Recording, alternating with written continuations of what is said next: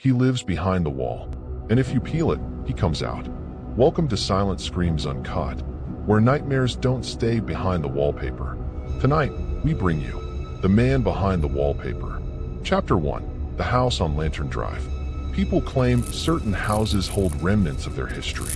Murmurs, marks, imprints that stick around, regardless of how many layers of paint or grins from new occupants try to mask them. This tale centers on one such dwelling, a residence on Lantern Drive, Columbus, Ohio.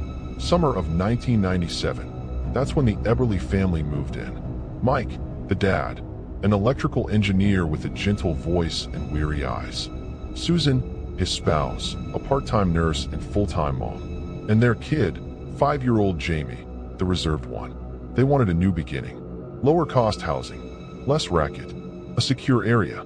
When they stumbled upon the old colonial house nestled among oak trees at the town's edge, it seemed ideal. Spacious yard, snug fireplace, and within budget. Almost so. They never questioned why.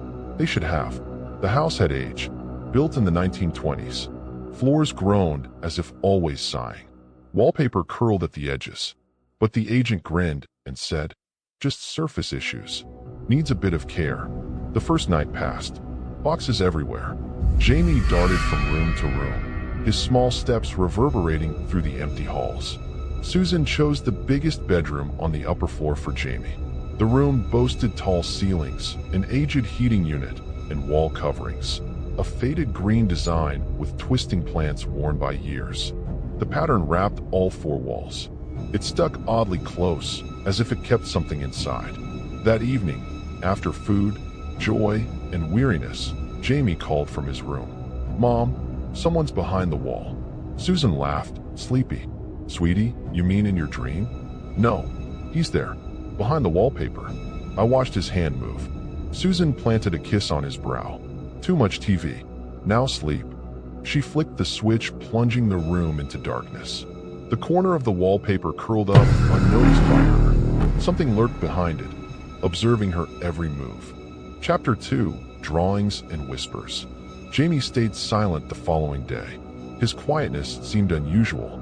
Susan discovered him in the living room, crayons strewn across the floor. A lone picture lay before him. It depicted a wall. Behind this wall stood a man. Not sketched, just a white hand. Fingers extended. Long. 2 bright spots marked the eyes in the corner. Staring.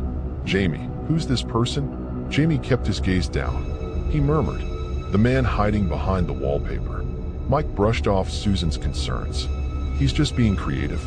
You know how children behave." But Susan didn't laugh. There was something not right about the drawing. The detail, the form of that hand, that doesn't look like some kid's doodle. It looked studied.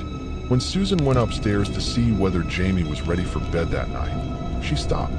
The hallway was colder than the rest of the house, and when she arrived at his room, she heard it, as if something were moving behind those walls.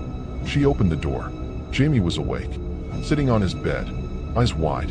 "He was on the move again," he whispered.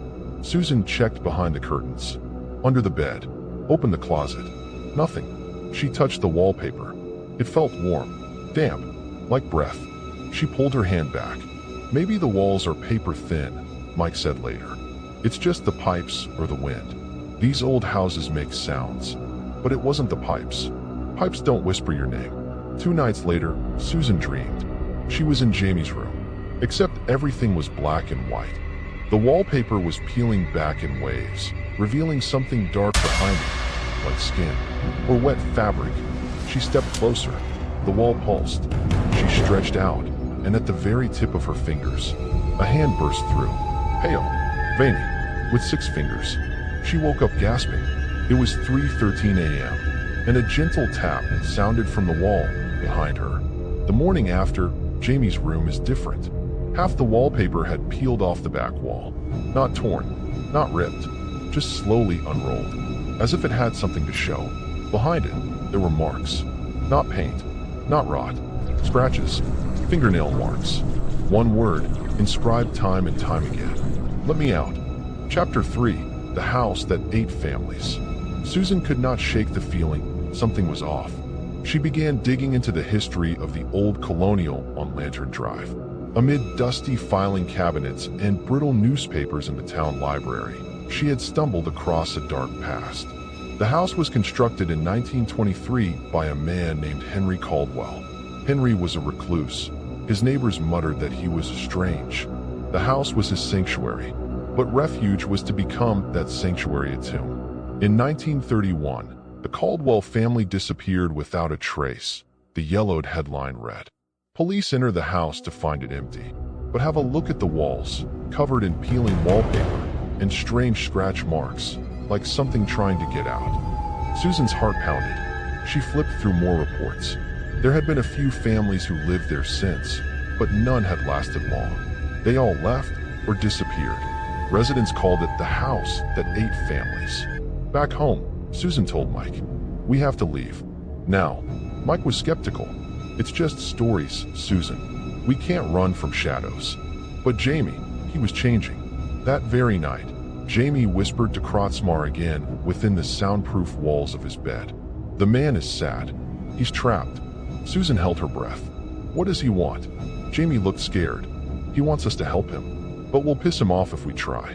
Outside, the wind picked up. The house groaned. It sounded almost alive. Susan cast her eyes over the peeling wallpaper, and something moved. A shadow, moving right under the surface. Chapter 4, The Last Night. That night, the air was thick with tension. Susan barely slept. Jamie sat clutching his blanket, eyes darting to the wallpaper. "He's waiting," Jamie whispered. At midnight, the house seemed to breathe. The wallpaper in Jamie's room began to ripple, like water disturbed by a stone. Susan and Mike stared in horror as the wallpaper peeled away, slowly revealing a dark, shadowy figure behind it. It was the man, tall, gaunt, with hollow eyes that seemed to pierce through the room. He didn't move, but the air around him chilled. Suddenly, the room temperature dropped drastically. Mike's breath fogged. "We need to get out. Now," Susan yelled, but the doors slammed shut. The windows rattled violently. The house had become a cage. Jamie screamed as the man reached through the torn wallpaper, his long, pale fingers brushing the boy's cheek. Susan tried to pull Jamie away, but the man's grip was stronger than it looked. Mike grabbed a nearby lamp, smashed it against the wall, hoping to break the spell. Cracks spiderwebbed across the wallpaper. The figure snarled, a soundless, guttural growl. Suddenly, the man's form flickered. From behind the wallpaper, another figure emerged, a dark mirror of Mike, with twisted features and malicious eyes. It lunged at Mike, who stumbled backwards. Susan grabbed Jamie and bolted for the stairs. The house shook violently, as if it was alive and angry. They raced down the stairs, but the shadows chased them. Jamie cried out as the mirror figure reached for him. Susan screamed, and just as the creature's fingers grazed Jamie's arm, the front door slammed open. Sunlight spilled inside. They ran out into the dawn, gasping for air. The house stood silent, as if nothing had happened. Chapter 5, The New Family. Months later, Lantern Drive was peaceful once more. The Eberleys were gone, vanished as mysteriously as the others that had come before them. But the house waited, patient, cleaned up, repainted. The peeling wallpaper was repaired. In the yard, a for sale sign swayed gently in the breeze. A new family arrived, a young couple with an infant daughter named Lily. They laughed and unpacked, oblivious to the house's grim past. When the house went to bed that night, Lily strolled into her bedroom. She made her way to the wall covered in the new, if not as new now as it had been, wallpaper. Her tiny fingers touched the cool finish, and she whispered, "He's still there." A pale shadow moved behind the wallpaper. Two empty eyes blinked. The wallpaper was curling at the edges, waiting. Thank you for watching Silent Screams Uncut. If this story left you cold, just wait. The next one might haunt you even deeper. Don't forget to like, subscribe, and stay with us.